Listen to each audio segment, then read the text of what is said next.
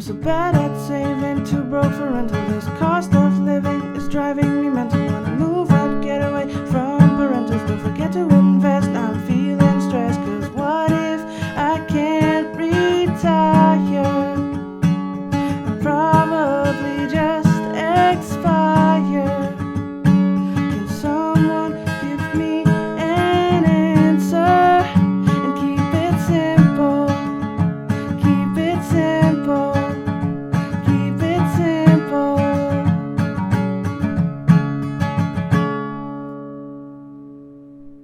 Hey everybody, welcome back to One-on-One with Yuanduan. So this week we'll continue from where we last left off, and we'll be talking about common mistakes that beginners make with their insurance. I've been there, and I think you might have been there too. Perhaps getting too expensive an insurance plan, or not really understanding what we bought, or what coverage we have. So we'll continue to talk to Elijah and Hariz and get them to weigh in. If you are going to cover critical illness in retirement, actually, you might want to look at the whole life. Yeah. With a critical illness rider, of course. course. Yeah. The reason being, okay, you could put it on a term, but then I'm going to pose this question to you. If you're going to have a term with critical illness, then how long do you want to cover it for? 75? Then I'll ask you, what if critical illness comes at 76? So what you going to do? Run the plan to 85? Then what if critical illness comes at 86? Fact is, we have no idea when something will happen to you. Okay, And the longer you extend your term, the longer the more expensive pricey. it gets per year. And it plus- compounds, you pay more years. Yes, correct. So are you saying a whole Yeah. life plan? And Life okay, insurance plan When you're with a considering rider? critical illness, I think Yes. we both agree here. This one we both agree Yeah. for sure. When you are considering critical illness, actually, when you add it on as a whole, as a rider on a whole life plan, It's and more- you pay off within 20-25 years, Yes. it actually makes more sense financially. The numbers actually Really? support it quite a lot. Yep, especially with early critical, Yes. which we feel that even in coming years, it might, everything will just become all stage like you said earlier. lah.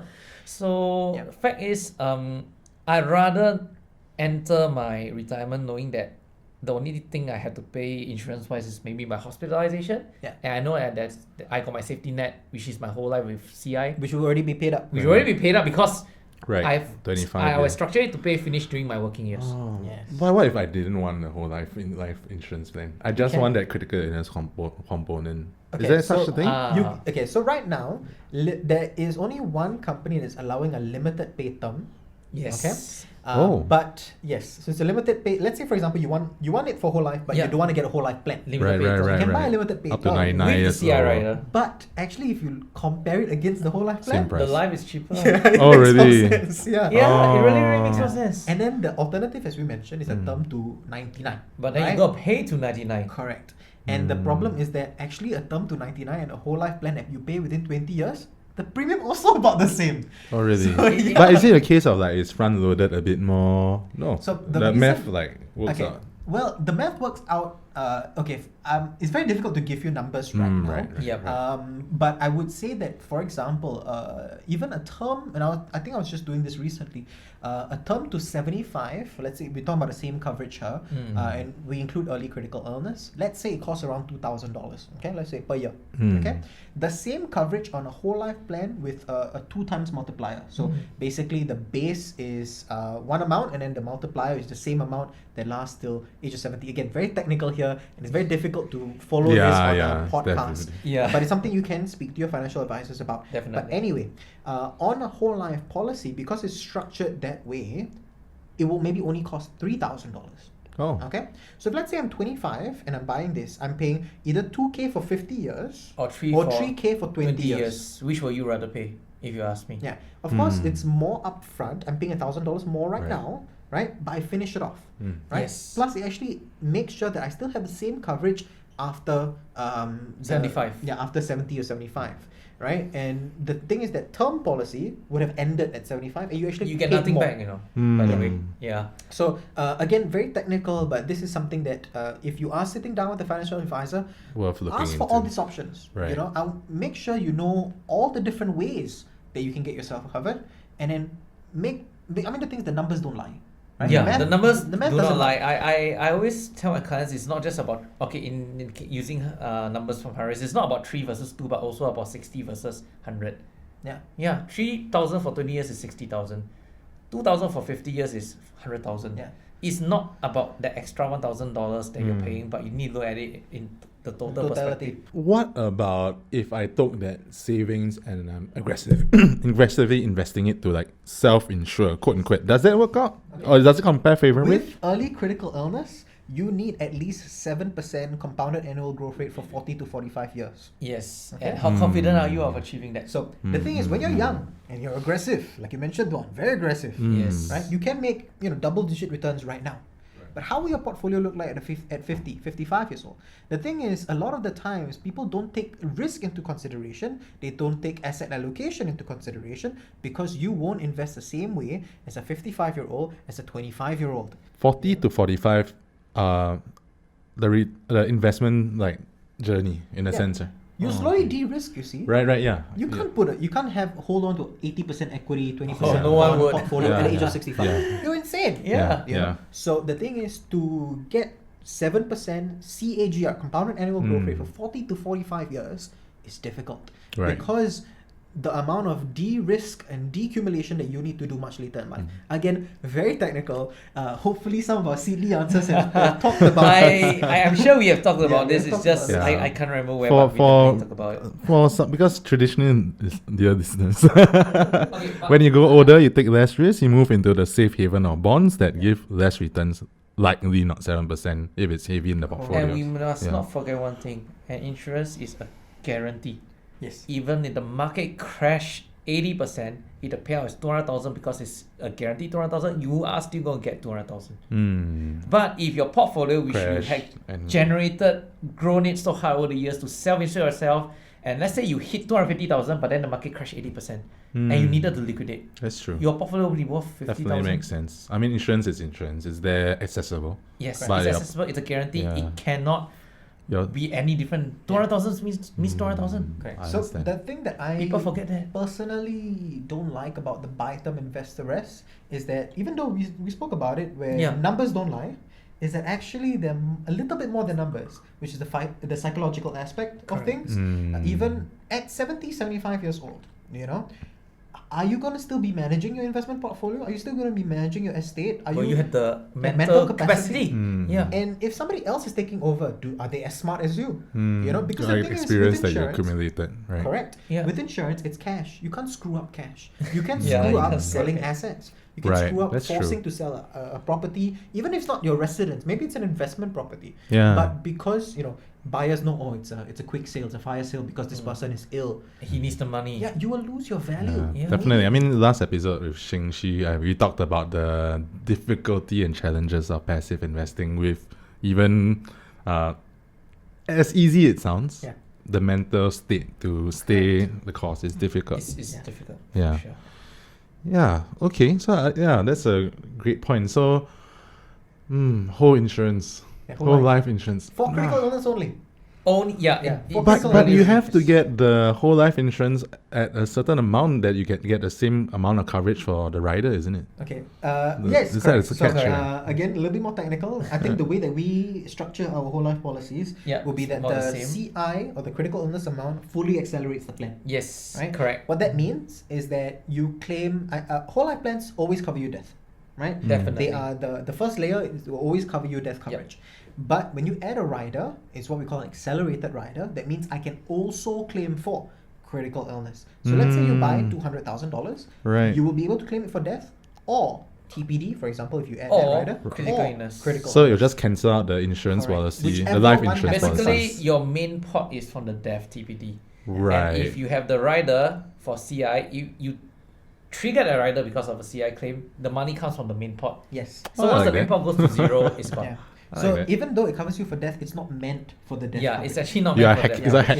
It's a CI hack. I think it's just how it's structured. Yeah, correct. Right. Understand. Okay. And, okay. That's and actually, if you interesting. do it like that, the premium for the critical illness is actually not that high.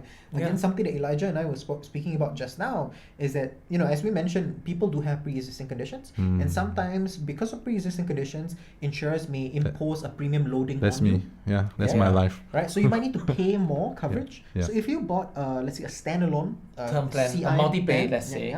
the whole amount will be Loaded. But Oh. because if let's say you add it as a rider on a whole life policy, the death coverage is actually not loaded. Only only the the CI. CI.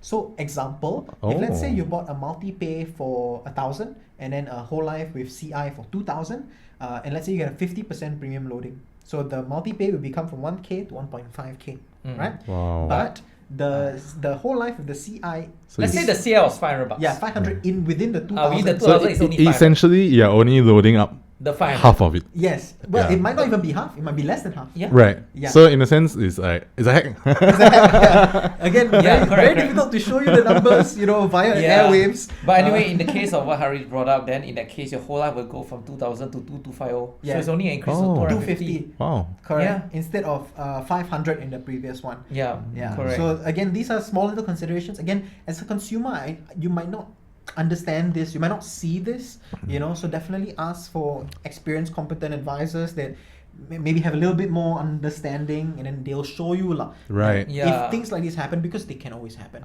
The thing is, right now you can say you're healthy. Right. You meet your advisor, they ask you, they go through the Definitely. health questionnaire. and Oh say, man, don't remind oh me. actually, this one actually I got, oh Yeah. actually I got see the doctor before. I- These things will show up. Yes. I mean, like, this is great for me, listeners, because I'm getting like a lot of advisory right now. But no, actually, this leads to a great question, because I think it shows that you both really know your stuff. Thank you. But we might have went on a long segue, but I Yeah. think it's valuable information. But I think one of the big mistakes that people make as well is choosing an advisor. Ooh. Oh, this one. MRT lady, trade fair man. Stand up for the colleagues though. Okay, Right. so I understand that this business, we are all somewhat competitors, but I don't like to see that way. I see that we're all colleagues. I don't feel that doctors We are consider only- the other doctors competitors. We are Yeah. only competing against death, critical illness, and disability to reach you before they reach you. Yeah. I mean, it sounds cliche lah, but it's It's But- cliche, yeah, but it's true. It's true. And try to make sure that I get to you before they get to you. If they get to you, I've lost. So, But I then feel- again, wait, you guys are the independent guys, right? yeah, Yes, we're both we independent. are both financial independent advisors. financial advisors. Yeah. So Okay, you're- so again, to stand up for my other colleagues. So there's this, again, if a listener, you're the first time, you may not be aware of the differences between an independent financial advisor, which some people just simply call it IFA, Yep. or a tied advisor, which means I work for the company only, so I'm only this company's Right. advisor. Mm. The difference is that if I only work for the company's advisor, I can only sell this company's products. Independent advisor can pick and choose Distribute, from yeah, multiple different multiple. insurers. Mm. Okay, we have no principal or we're not agents actually of the insurance company. Correct. Okay. However, even I know many tied advisors which are fantastic advisors. Yeah. The thing is, we are all actually equally qualified. We Right. all go for the same courses, we all take the same exams, and we're all equally qualified. So definitely, I feel that even if you're working with a tied advisor, that's not wrong. Mm. So when we talk about mistakes when choosing an advisor, I think the mistake here is choosing your advisor without prior knowledge to anything. Right. And then only listening to what your advisor says. Right. And then you just blindly say, okay lah, you say I sign. Mm. That is the mistake instead. But if you are able to challenge your advisor, you're able to a little bit, and then you can say, hey, how about this? Right. And then you are able to test your advisor to see if they also, are competent. Then you guys, you're in a working relationship. here. Definitely, Yes. definitely. I There's totally got to be a agree bit with of that. back and forth, frankly. I think that's great, because I agree with that. The thing is, sometimes online, you see certain people saying, listen to me, I am the advisor you can trust. I'm just trying not to make it too controversial. but then I think a very valid point comes up. How can I trust you if I don't know how to evaluate you? Yeah. And so, as you said, it's very important for people to have their own knowledge base and to have that back and forth. And I think that back and forth builds trust. Yes. Yeah. Because And- again, it's a working relationship. As in the thing is, it's your money at the end of the day. It's Yeah. your health, your life. Your advisor can only tell you maybe you might want to look at it this way. Right? But we're not here to make 100% decisions for you. The thing is, you need your own responsibility as a consumer to say, no, I don't want this because of this, or yes, I want this because of this. What are your thoughts? Yeah. It's a working relationship. We're working I do together. get challenged before, Good. which is great. I love being I encourage challenged. it. We totally encourage being Yeah. challenged. That's when I can really tell you that actually no, don't worry, I know my stuff. Yeah, it allows us to also say that Flex. you are in good hands. You're in good hands. You're in good If you hands. don't test your advisor, do you Right. actually know if this guy's good? Correct. Exactly. How do you know? Yeah. You know, that's the thing. I'm the sort of guy who goes down to the fine print. I think Hariz knows that. Yeah. Yeah, he's seen that happen. Line for line. I mean, Line for that's- line, should be how and it's done. okay. I mean, Definitely. maybe that was my training. A little bit of background. I was an engineer, so by training, I will go line for line. Right. If it requires me to go line for line, I will go line for line. But it also means that the client can rest assured that when he's asked me, I know what on earth I'm reading. Yeah, you're not missing anything. I'm not yeah. missing anything, and I'm able to give you what you need. Yeah, Okay, although I don't like to do that because sometimes it overwhelms people with technical Yes. details. very true as well. Yeah, but Right. if I need to, I will go down to it and yeah. So And some advice for our listeners: the thing is, you are the consumer here. yeah. It is your decision. Don't be. I mean, the unfortunate thing is sometimes, of course, you have pushy advisors. But the thing is, you need to hold your ground because Right. nobody can force you to sign. That's true. It is your hand, your ink on that piece of paper. So- I will recount one incident where I actually have a client who has about quite a fair bit of sale coverage and she insisted on signing more and I'm like, why do you need more? I was trying to push back. Yeah, so it does happen that it's the cut. Then sometimes I have a situation where I'm saying that, oh, you need this amount, and the client says, great, but I want this amount. They actually want more, and so it's always a back and forth. But in the end, you got to be comfortable with what you're getting, and you need to know that ultimately the impact is you. Yeah.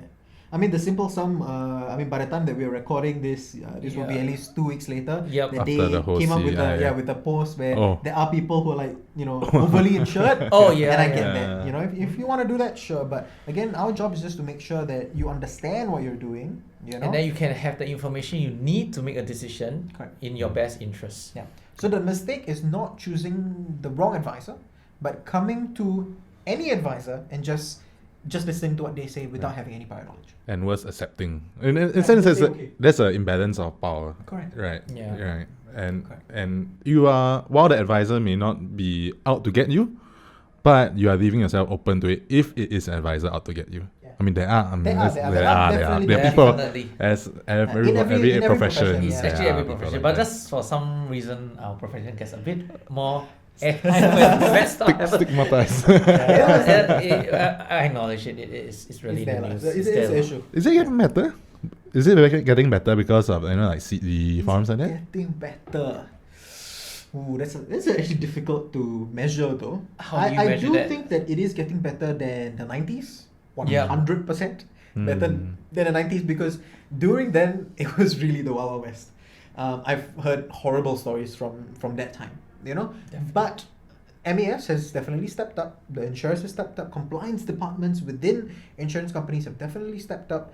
We've introduced things like the balance scorecard. Yep. Which basically keeps us in check in terms of the suitability of our recommendations. Correct. We're trying to make it more like a doctor, like that, like a professional service because it is Right. supposed to be, Yeah. right? So right now, actually, if you're trying to buy a policy, it takes time because you really need to go through like different documents. A lot Yeah. of Last time, things maybe you need can to be sign changed. within 15 minutes. Today, very difficult to sign within 15 minutes. No, it's because not so many even different- possible, I Yeah, think. it's not possible. Oh. Yeah. Okay. So with these layers, it may feel like a hassle, may feel like very leche, but it's good for the consumer because it makes sure that you understand what you're buying. You have free look You have to periods sit that are through longer. and really understand the Right. full policy. MAS really has put in a lot of safeguard for consumers, and actually they should be very happy about this. Yeah. Although I don't know how many of our listeners out there truly know all the safeguards in place, but there are really a lot of safeguards. Yeah. Really a lot, A far lot of- more than Like the 30 years ago. whole, lah, yeah. Yeah. like the whole free look period is Free also. look period. There's yeah. even areas for you to not say complain, but basically it's how it is. If let's say you feel wrongly advised, you can bring it up to FIDREC. Yep. Which is basically like a financial this what? Feedback financials. I can't remember the full name, but basically it's a dispute resolution Yeah, dispute board. resolution. Yes, Yeah, correct. dispute resolution Right, board. so it Wow. allows you to because you're a consumer, this is your money. You need to make sure that you know what you're buying and you're buying the right things. Correct. If you do feel at any point of time, pressured, swindled, whatever the case is, if there's any suspect of fraud, whatever, you as a consumer, you actually have more avenues than before to bring this up. Right. And these are fantastic safeguards that have been implemented. M&S really take care of consumer very well. I haven't even started to talk about the policy owner protection scheme. Yeah, it's many. Wow, there's many a lot. things. Yeah, Hmm. correct. So let's say if going back on that vein just now, if someone feels that I don't think my agent is very good, and every said they need to read up and it's an understanding, and then maybe come to a judgment. Then what can they do next? If let's say they want to, what would you advise? Okay, if let's say, for example, let's say you have bought something, and then maybe 3 years later you read up, you're like, oh, maybe I shouldn't have bought that, right? Of course, the first feeling is to just surrender. I feel like hold on first. Yeah, I would say hold that thought. speak to the initial advisor first, even if you don't have a fantastic working relationship with them anymore, because maybe you feel like, oh, this person did not have The my interest at resentment heart. was built up. Yeah. Ask them why was this recommended to me. Maybe you forgot. Maybe you had plans that you were thinking about 3 years ago that you don't think about anymore. They don't apply now. Life changes. Yeah. So always seek opinion from the initial advisor, and then seek a second opinion from somebody else. The thing is, just make sure that you hear everything before you make any decision, because any surrender of a policy early is always bad. A loss. Yeah, it's always bad. It's Definitely a never a loss. good thing to surrender any policy early. Yeah. So just make sure you speak to as many people as possible. Take your time. I think that's good advice. Okay, we are talking about agents, and a lot of us, I myself included, our first agents are likely relatives or friends. Yeah. Do you think that's a good idea? Well, this is a double-edged sword. 50-50. Yeah. 50-50. To be honest, most of my clients are not my friends at all. Yeah. They are not my friends. My friends, I don't want to impress upon them that I'm just going to them and leverage the friendship for business. No. Some friends have come to me, yes, but most of the time I leave them alone. But they know what I'm doing. Yeah. So if they really ever want to approach We're me, available. we are available. Right. But if you don't come to me, it's okay too. I can understand. So you're asking, is it good that your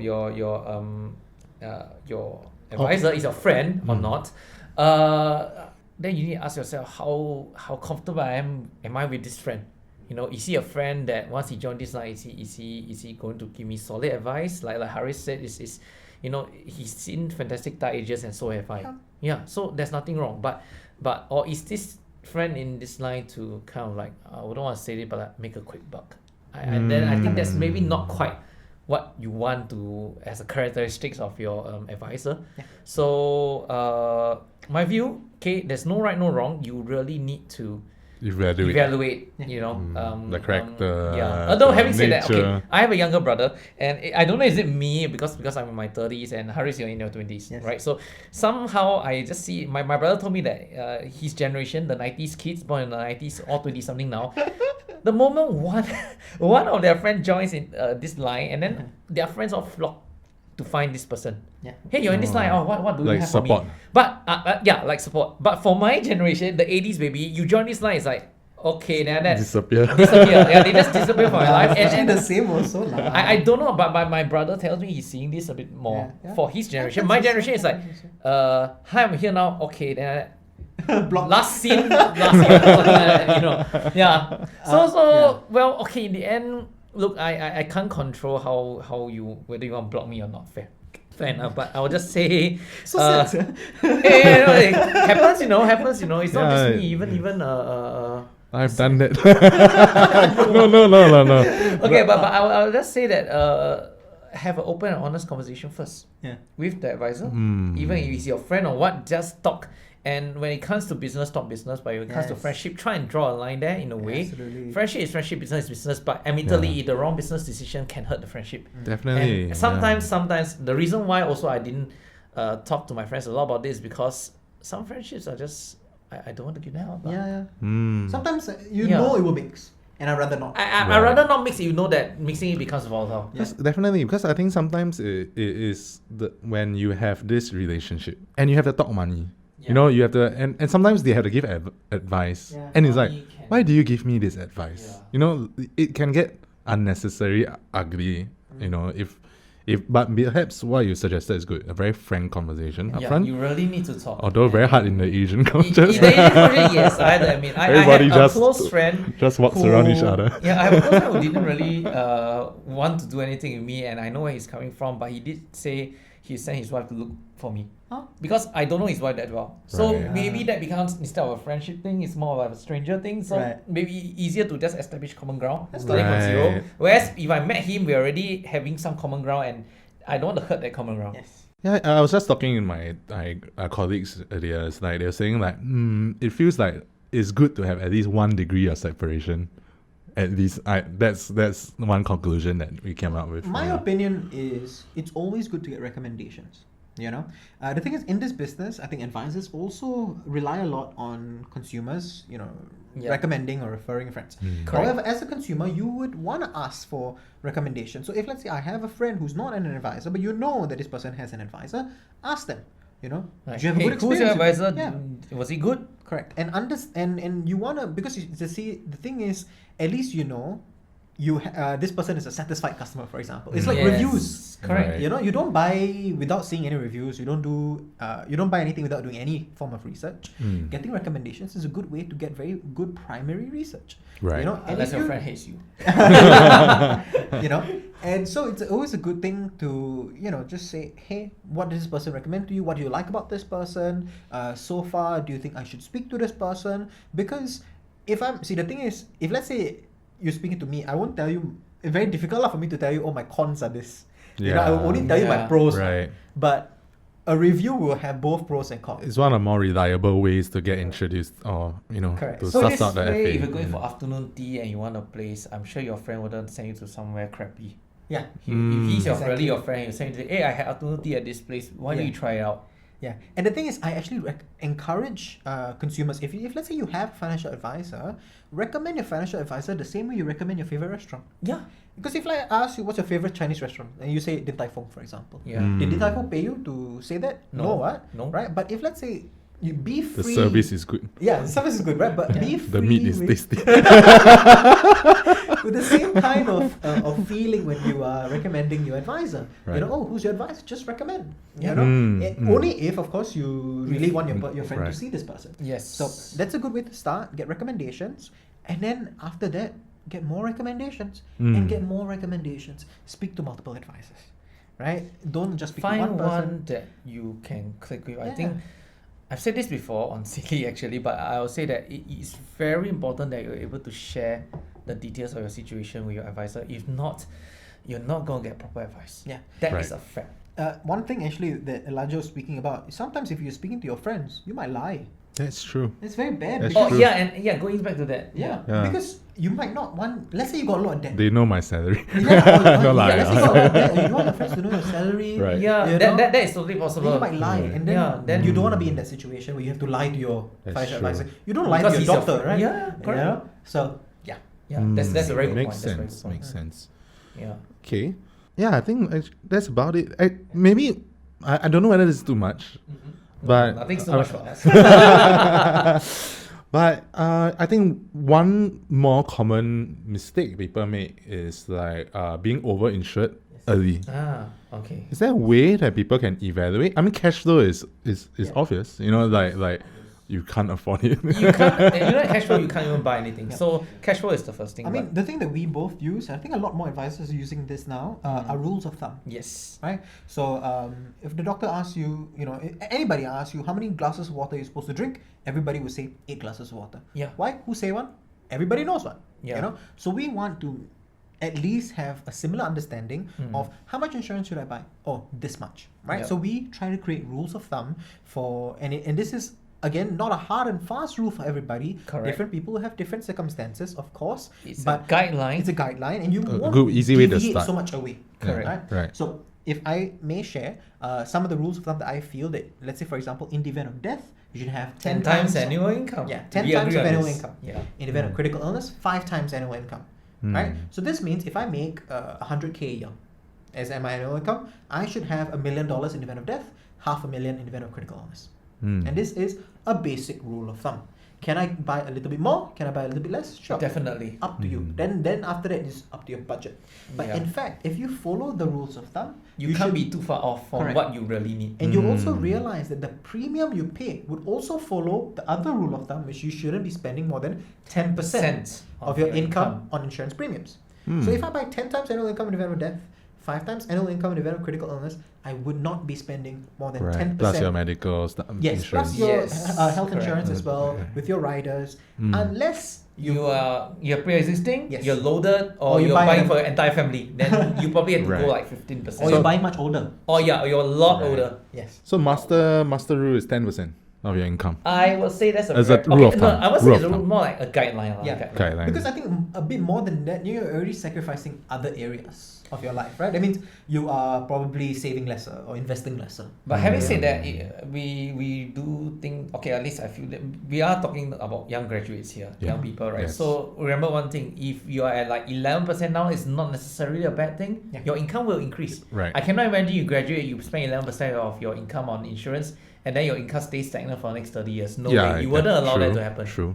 So in time to come, in fact, okay, I'll share my own experience. When I graduated, I was earning very low four-figure salary. I think I mentioned this before. But then back then my policy was more than 10%.